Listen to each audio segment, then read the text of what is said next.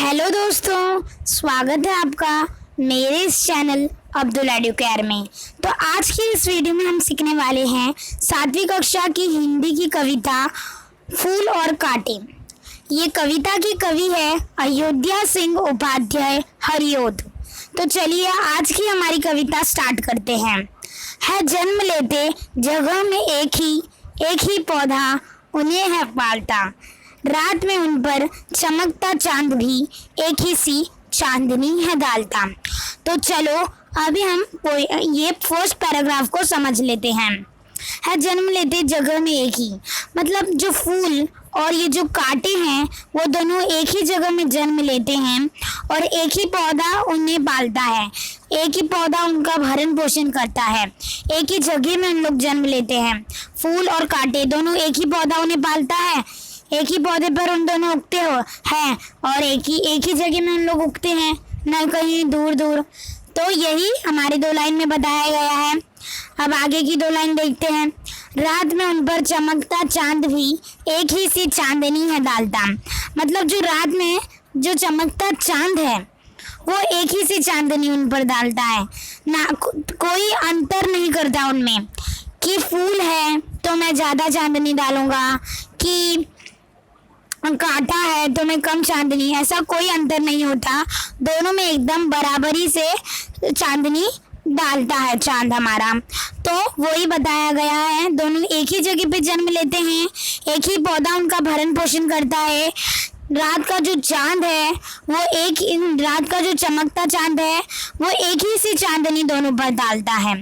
नेहा उन पर बरसता एक सा, नेहा मतलब बादल, वो क्या करता है दोनों पर एक सा बरसता है, इक्वल बरसता है। एक ही सी उन पर हवाएं हैं बही, एक सी हवा उन पर बहती है। हवा मतलब एयर, जो हवा है वो दोनों उनके ऊपर फूल और कांटे पर एक सी बरसती है और बादल एक सा उन पर बरसता है, हवा भी एक सी मतलब बहती है। पर सदा यह दिखता है हमें ढंग उनके एक से होते नहीं, मतलब जो हम लोग ढंग मतलब व्यवहार, उनका जो व्यवहार रहता है वो एक सा नहीं दिखता हम लोग को। दोनों मतलब एक से नहीं रहते, दोनों एकदम एक से नहीं रहते, व्यवहार ढंग उनका एक सा नहीं रहता, तो उन दोनों एकदम अलग अलग रहते हैं। तो वही बताया गया है कि फूल कैसा रहता है, कांटे कैसा रहता है, वो आगे की और जो 3 पैराग्राफ है उसमें डिस्क्राइब किया जाएगा उन दोनों को। तो खाली इतना ही बताया गया है सेकंड पैराग्राफ में कि जो बादल है उन पर एक सा बरसता है और जो हवा भी उन पर एक सी बहती है, पर हम लोग को यह नहीं दिखता कि उनकी ढंग जो है ना वो एक से नहीं होते, व्यवहार जो एक सा नहीं होता, दोनों सेम नहीं होते, वो बताया गया है। तो चलिए अपना तीसरा पैराग्राफ अभी समझ लेते हैं। तीसरा पैराग्राफ है, छेद कर काटा किसी की उंगलियां, फाड़ देता है किसी का वर वसन, प्यार डूबी तितलियों के पर कतर, भौर का है वेद देता श्याम तन। मतलब अभी ये जो तीसरे पैराग्राफ में क्या किया है मालूम, इधर डिस्क्राइब किया गया है, किसको, कांटे को डिस्क्राइब किया गया है, कांटे के बारे में बताया जा रहा है, कांटे की विशेषताएं बताया जा रहा है कि कांटा कैसा है, क्या व्यवहार है कांटे का वो बताया गया है। क्या करता है कांटा, कांटे का कैसे व्यवहार है, एकदम अच्छे व्यवहार नहीं है। क्या करता है, उंगलियों को छेद कर देता है, फाड़ देता है किसी का वर वसन, वर मतलब सुंदर, वसन मतलब वस्त्र कपड़ा, तो जिसका भी सुंदर कपड़ा रहता है वो फाड़ देता है कांटा, उंगलियों में छेद कर देता है, तितलियों के जो प्यारी प्यारी तितलियां रहती है उनके पर कतर देता है, भौर जो रहता है मतलब मधुमक्खी हनी भी उनका जो है वो उनका जो शरीर है, श्याम तन, श्याम मतलब सावला, तन मतलब शरीर बॉडी, वो उसको भी छेद कर देता है, वेद मतलब छेदना, वो भी छेद कर देता है, उनका मतलब जो बॉडी है उनकी शरीर फाड़ देता है, बॉडी में छेद करता है, भौर का वेद देता है श्याम तन। यही इस तरह से डिस्क्राइब किया गया है कांटा को। और अब फूल का व्यवहार हमें बताया गया है चौथे पैराग्राफ में।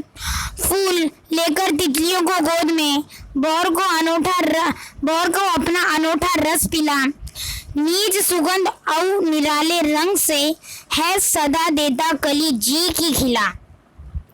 फूल का व्यवहार बताया गया है, जैसे कांटे का वो थर्ड पैराग्राफ में बताया, वैसे ही फूल का बताया गया है फोर्थ पैराग्राफ में।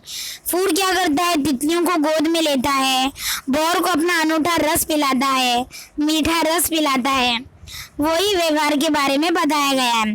और नीज सुगंध से निराले रंग मतलब जो उसका इतना अच्छा सुगंध और निराला जो रंग, उसका जो इतना ब्यूटीफुल रंग और ब्यूटीफुल सुगंध, वो सेम हमारा जी का मतलब है इधर मन को खिला देता है। एकदम सब जी खिल जाता है हम लोग का, वैसा मन को खिला देता है पूरा। हाँ, हम लोग का जो मन है एकदम खुश हो जाते हैं हम लोग, वो बताया गया है। फूल को देखकर, फूल की सुगंध को देखकर, फूल के रंग को देखकर, सुगंध को देखकर फूल तितलियों को गोद में लेता है, भौर को अपना अनूठा रस पिलाता है, वही बताया गया है फोर्थ पैराग्राफ में। अब आते हैं फिफ्थ पैराग्राफ। है खटखटाता एक सभी की आंखों में, दूसरा है सोता सूर शीश पर, किस तरह कुल की बड़ाई काम दे जो किसी में हो बड़प्पन की कसर। मतलब इधर यही बताया गया है कि एक जो है खटखटाता है सबकी आंखों में। खटखटाना मतलब एक जो है सबके आंखों में चुभता है, खटखटाना मतलब चुभना। जो कांटा जो है वो सबको पसंद नहीं है, सबके आंखों में चुभता है। और एक सूर मतलब देवता, शीश मतलब सर, एक जो है देवताओं के सर पर चढ़ाया जाता है।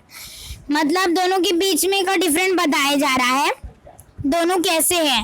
एक तो है एकदम सबको परेशान करने वाला, छेद करने वाला, तो उसको सब जन पसंद नहीं करते, सबकी आंखों में खटखटाता है, सबकी आंखों में वो चुभता है। और दूसरा जो है भगवान के सर पर चढ़ाया जाता है, वो बताया गया है। किस तरह कुल की बड़ाई काम दे जो किसी में हो बड़प्पन की कसर। मतलब इंसान महान कुल में जन्म लेने से बड़ा नहीं होता, अपने श्रेष्ठ कर्मों से बड़ा होता है। मतलब इंसान कोई भी कितने भी बड़े खानदान में जन्म लेने से नहीं, अपने अच्छे कर्म से बड़ा होता है। यही हमें इस पोएम से सीख मिलती है और यही है इस पोएम का अर्थ। और अब हमारे क्वेश्चन आंसर करेंगे हम।